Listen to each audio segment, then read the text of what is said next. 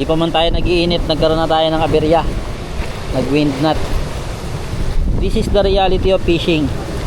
So hindi pa laging may huli. Ayan, naririnig nyo ba? May strike na daw si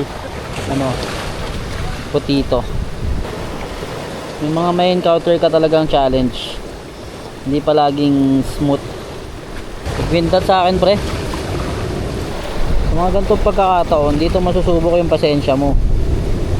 Either puputulin mo yung linya or tatrabahuin mo siya.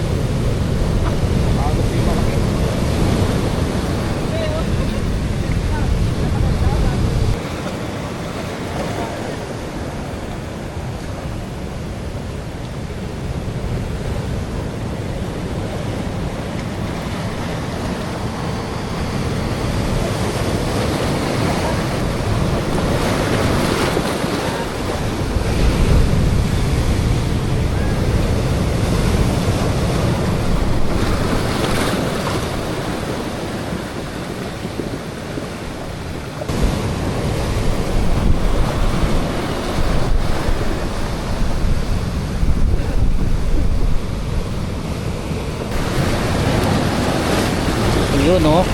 Oh, diba? Amazing. Yan. Yan ang tinatawag na nakuha sa tiyaga. Alright.